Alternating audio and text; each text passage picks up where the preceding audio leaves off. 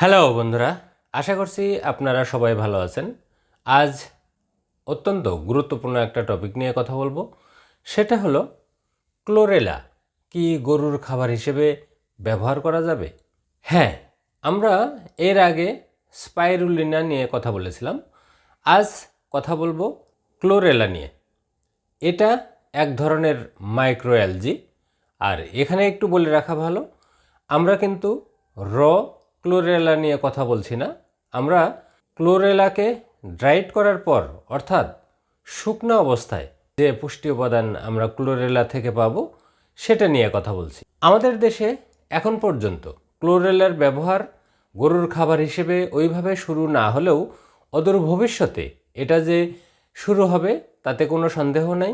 কাজেই এই পুষ্টি তথ্যটা যদি আপনাদের জানা থাকে তাহলে কিন্তু আপনারা সহজেই আপনার প্রাণীর খাবার হিসেবে ব্যবহার করতে পারবেন। তো আসুন আমরা দেখি যে ক্লোরেলা থেকে আমরা কি কি পুষ্টি উপাদান পাব।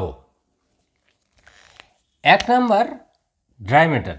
আমরা ক্লোরেলা থেকে ড্রাই ম্যাটার পাব 92.0%।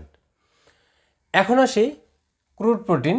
আমরা ক্লোরেলা থেকে ক্রুড প্রোটিন পাব 47.1% ড্রাই ম্যাটার। এখন আসি 3 নাম্বার, ক্রুড ফাইবার। আমরা ক্লোরেলা থেকে ক্রুড ফাইবার পাব 2.1% ড্রাই ম্যাটার। এখন আসি অ্যাশ বা মিনারেল। এটা অত্যন্ত গুরুত্বপূর্ণ, কারণ আমাদের দেশের ম্যাক্সিমাম গরু বাছুর এই মিনারেল ডেফিসিয়েন্সিতে ভুগে থাকে। ফলে আমরা সেখান থেকে আশানুরূপ যে রেজাল্ট সেটা কিন্তু পাই না। কাজেই আমরা যে খাবার উপাদানগুলো আমাদের গরু বাছুরের খাবার হিসেবে ব্যবহার করব সেখানে কি পরিমাণ মিনারেল আছে তার হিসাব জানা কিন্তু আমাদের অত্যন্ত জরুরি। তো ক্লোরেলা থেকে আমরা মিনারেল পাবো 10.3% ড্রাই ম্যাটার। এখন আসি 5 নাম্বার, ক্যালসিয়াম। আমরা ক্লোরেলা থেকে ক্যালসিয়াম পাবো 1.2 গ্রাম পার কেজি ড্রাই ম্যাটার। এখন আসি 6 নাম্বার, ফসফরাস।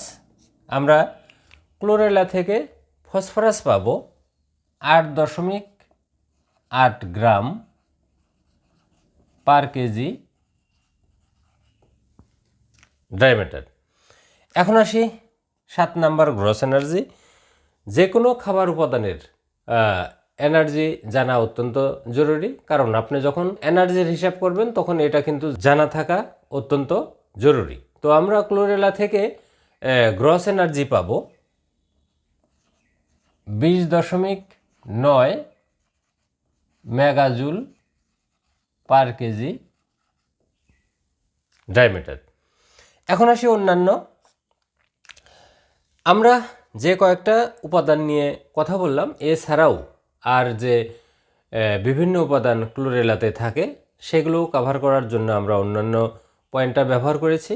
তো বন্ধুরা, আমাদের দেশে ক্লোরেলার ব্যবহার আশা করা যায় খুব শীঘ্রই শুরু হবে। আর শুরু হলে আপনি আপনার প্রিয় প্রাণীটিতে প্রোটিন এবং মিনারেলের ঘাটতি পূরণের ক্ষেত্রে ক্লোরেলার ব্যবহার করে সেখান থেকে সঠিক উৎপাদন নিশ্চিত করতে পারেন। তো বন্ধুরা, আজ এ পর্যন্তই। আমার এই ভিডিওটি যদি আপনাদের ভালো লাগে তাহলে অবশ্যই লাইক করবেন, কমেন্ট করবেন এবং শেয়ার করে অন্যদেরকেও এই তথ্যগুলো জানার সুযোগ করে দেবেন। আর আমার এই চ্যানেলটিকে সাবস্ক্রাইব করে পাশে থাকা বেল আইকনটিকে ক্লিক করে রাখবেন, যাতে পরবর্তীতে এ ধরনের ভিডিও আপলোড করার সাথে সাথে সহজেই আপনারা এর নোটিফিকেশন পেয়ে যেতে পারেন। আপনাদের সবাইকে ধন্যবাদ।